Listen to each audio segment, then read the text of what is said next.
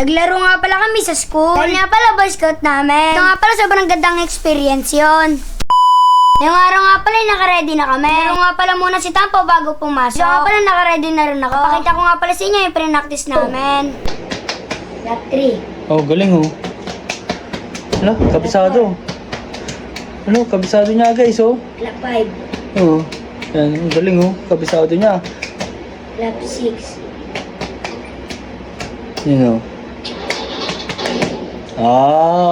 Itaas ang kamay, no? Oh, galing. Ganda na. Itaas ang kamay, no?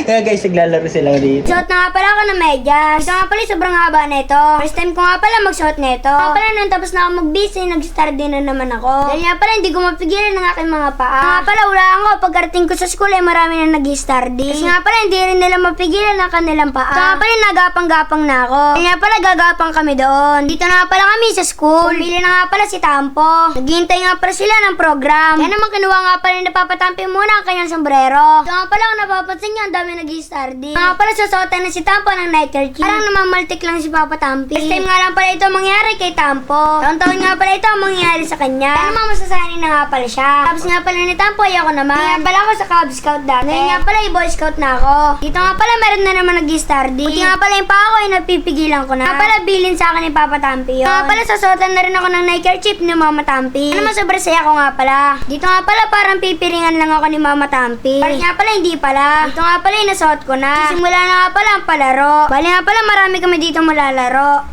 Bunso, dali na. Ano? Pagkaya mo.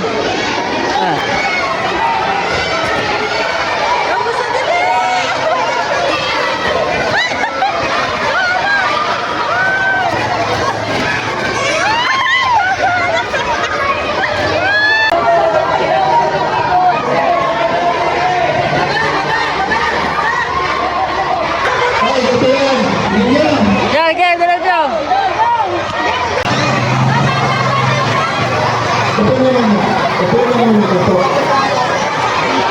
Tampo, galing, Tampo.